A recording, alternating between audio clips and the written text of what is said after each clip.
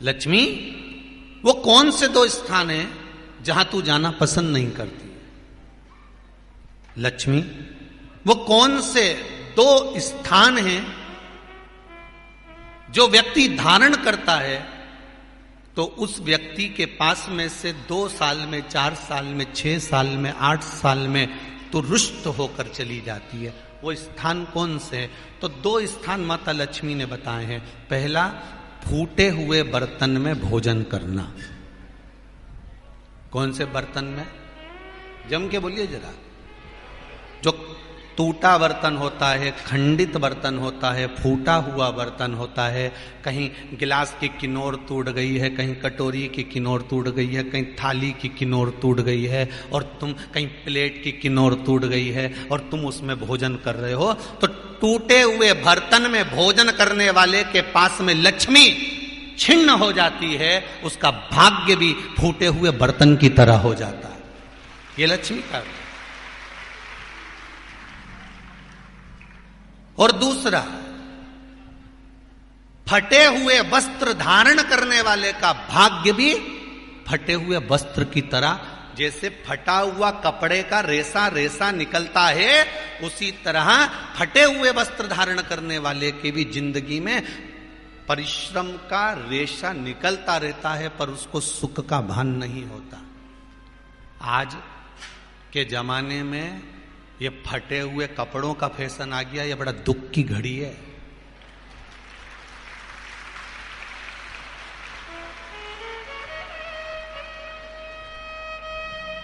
ये बड़ी दुख की घड़ी है महाराज, और लोग उसको फैशन समझ रहे हैं।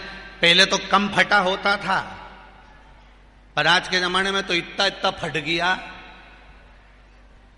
ऐसा लगता है कि दिवाली का बम चलाने गया था दीपावली पे और बम कपड़ों के बीच में से फट गया।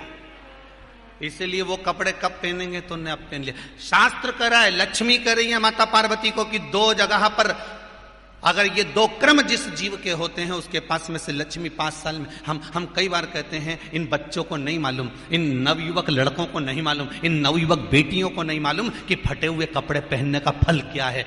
आज नहीं, विवाह कर कर जब जाएगी तो मायके से जब ससुराल जाएगी, तूने कुंवारी अवस्था में तो खूब फटे हुए कपड़े पहन लिया ने, मम्मी मैं तो जीन्स लूंगी ने, ये लूंगी, तू तो खूब फटे हुए पहन, पर वहां जब जाएगी तब मालूम पड़ेगा कि रोना किसको कहते हैं।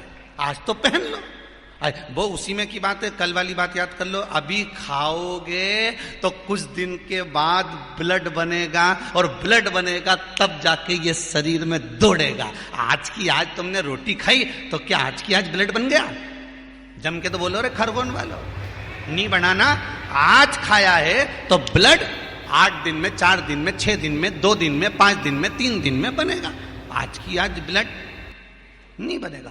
आज खाया तो 2 दिन में ब्लड तैयार होकर तुम्हारे शरीर में दौड़ेगा, शरीर में दौड़ेगा तो तुम्हारा शरीर भी चलेगा। उसी तरह तुमने अगर युवानी अवस्था में, कुंवारी अवस्था में ये फटे हुए कपड़े पहने हैं, तो जब तुम्हारी अवस्था बढ़ेगी ना, आज नहीं रोना पड़ रहा। आज के जमाने में तो फैशन है साहब, फैशन है तो आज पहन ले, बाद में रो ले, रो बाद में बैठ। नहीं, ताली बजाने से कुछ नहीं होगा री जीजियो, फालतू की बात है। आज यहां से जाते से ही अपने को एक ही काम करना, जितना फटा हुआ कपड़ा है इनके सबके पोछा लगा दो, बाल्टी में डुबाई डुबाई के। ये ताली बजाने से कुछ नहीं होगा। लोग तो कब से चिल्ला रहे हैं हम सुधरेंगे, जम के तो बोलो। गायत्री परिवार वाले रोज चिल्लाते हम सुधरेंगे, हम बदलेंगे। कब बदलोगे?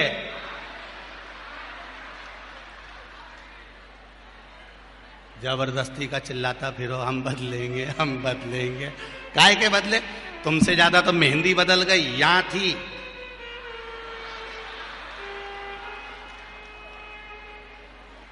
और बची कुची थी तो यहां पहुंच गई। यहां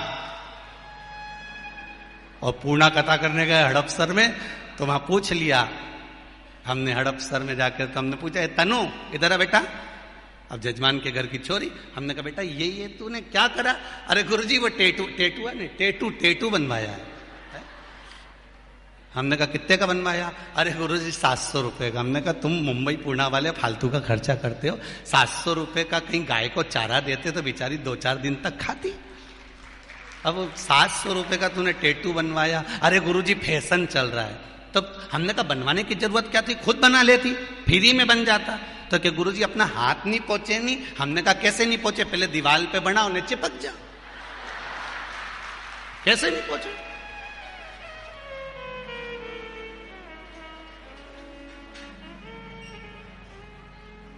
हम सुधरेंगे। अच्छे से तो अब तो तुम एक बार भी नहीं बोले। डाउन। हम सुधरेंगे, हम बदलेंगे। बस तो फिर आज बिल्कुल एकदम कि अब कुछ भी हो जाए, ये कितनी भी महंगी जीन्स हो पर फटी हुई नहीं पहनने दूंगी तो नहीं पहनने दूंगी, चाहे कुछ भी हो जाए। हम इतने अच्छे घर के लोग और ये फटा हुआ कपड़ा पहनेंगे? ये नंग से फट रही। और गजब की तो गजब की, अभी दिवाली पे फैशन देखा, एक का तो पूरा पांव गायब हो गया, एक ही था। राम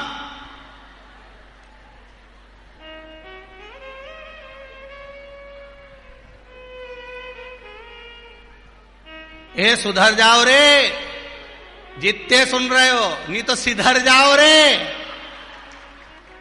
सुधरना जरूरी है।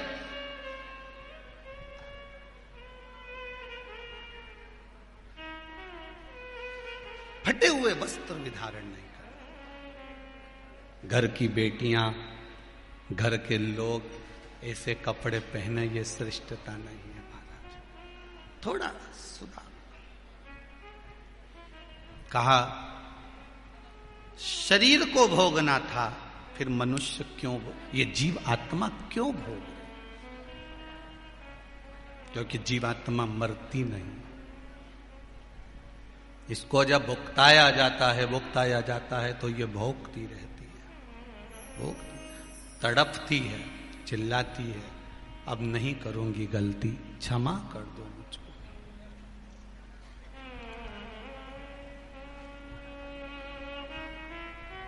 बहुत कहे।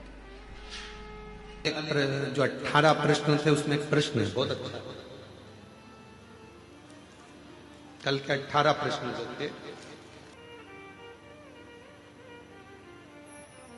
18 प्रश्न में तीसरे नंबर का प्रश्न है किसी भाई का, जिन्होंने 18 प्रश्न लिखे थे उसमें तीसरे नंबर का प्रश्न है, जरा ध्यान से देखिए। अच्छे लोगों के साथ ही बुरा क्यों होता है? 18 प्रश्न में से एक प्रश्न तीसरे नंबर, अच्छे लोगों के साथ ही बुरा क्यों होता है और अच्छे लोग इस संसार से जल्दी क्यों चले जाते हैं? उनके साथ बुरा क्यों हो रहा है? 18 प्रश्न में से एक प्रश्न, कल एक प्रश्न का उत्तर दिया था, आज एक प्रश्न अपन ने लिया कि अच्छे लोगों के साथ ही बुरा क्यों होता है। तो उसके लिए एक प्रसंग बड़ा सुंदर है, आप उसका स्मरण करिएगा। एक प्रसंग का स्मरण करिएगा आप लोग साथ में।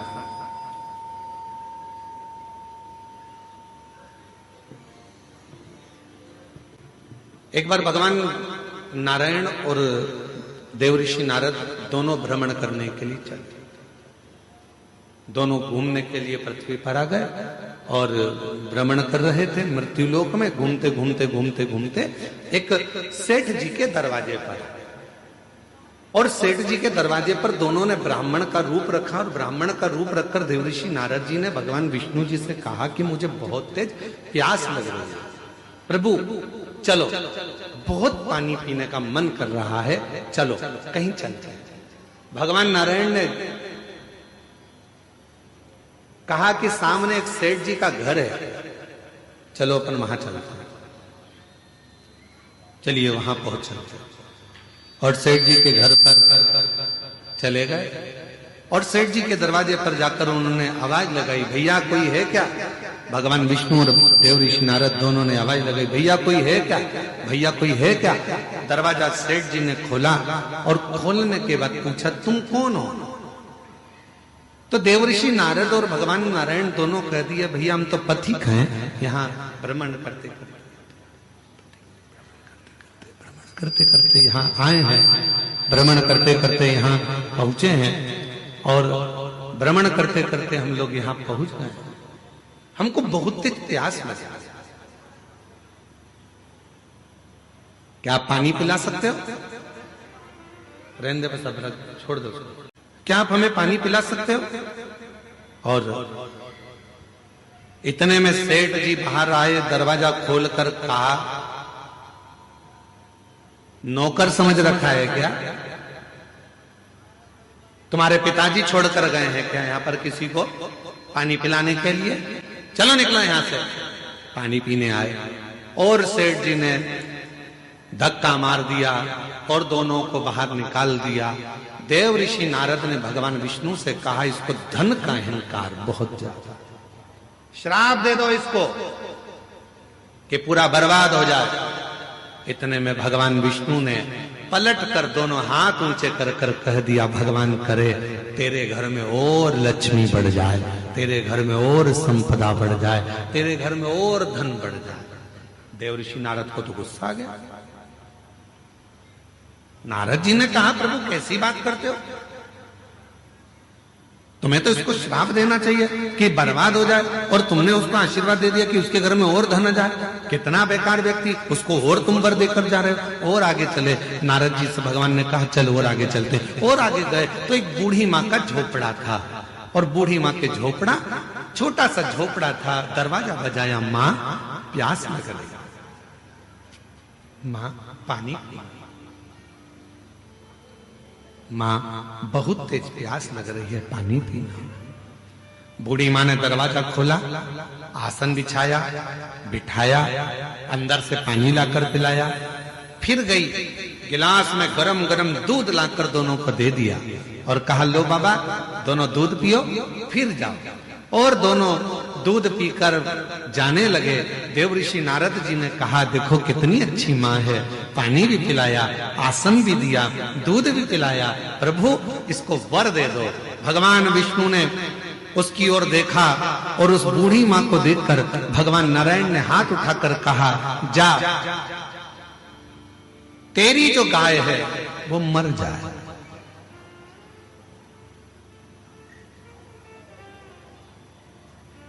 जिस गाय का तूने दूध पिलाया, तेरे पास जो गाय है वो मर जाए। अब तो नारद जी को बहुत क्रोध आया।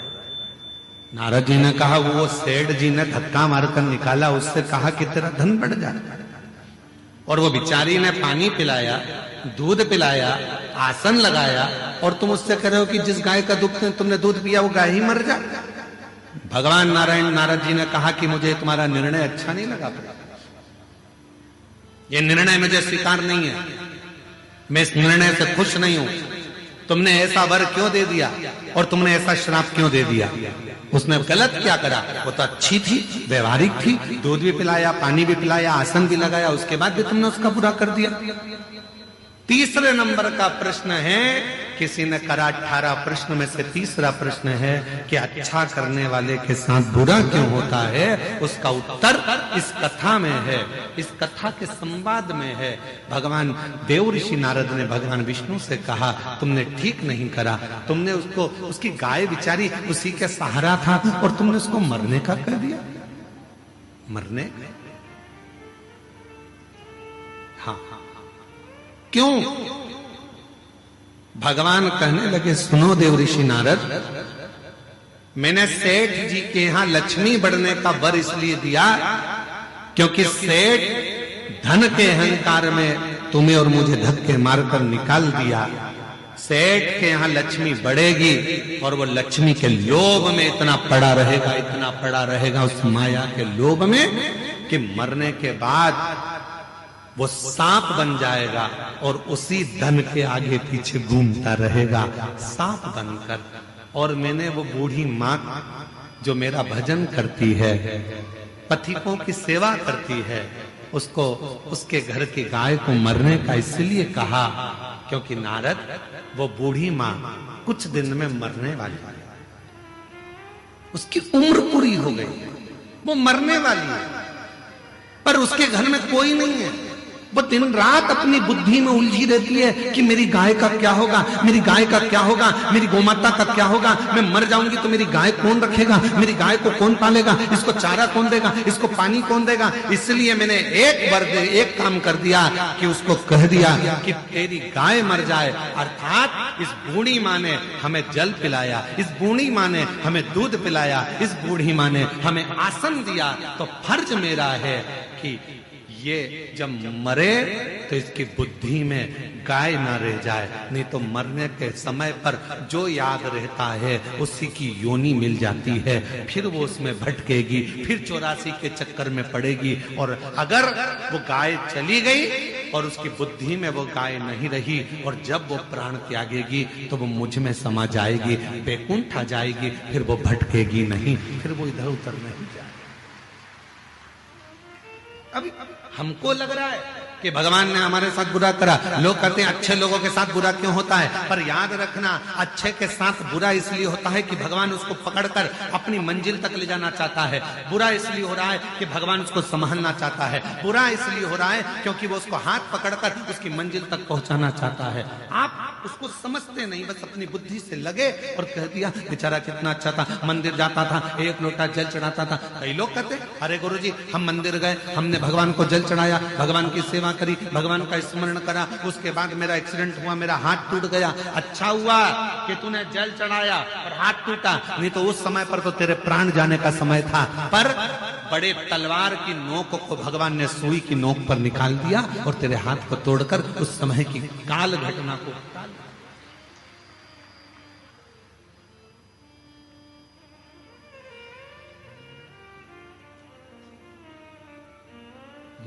मत बुरे कर्म कर बंदे वरना पछताएगा, भगवान की आंखों से तू बच नहीं पाएगा, तू बच नहीं पाएगा। अरे ओ अज्ञानी मत कर नादानी, अरे ओ अज्ञानी मत कर नादानी, तेरे कर्म का फल भी तू ही पाएगा, जैसा किया तूने तेरे आगे आएगा। मत बुरे कर्म कर बंदे वरना पछताएगा, भगवान की आंखों से तू बच नहीं पाएगा, तू बच नहीं पाएगा। अरे ओ अज्ञानी मत कर नादानी। ये वो पवित्र धरा है। शिव महापुराण की कथा कहती है, शंकर भगवान का चरित्र कहता है, शिव तत्व कहता है। यहाँ हमारा शास्त्र वर्णन करता है कि शिव को पहचानना, शंकर को जानना बहुत कठिन है। शिव गुरु कब आता है, कब जाता है, कब कृपा करता है, किसी को मालूम नहीं पड़ता।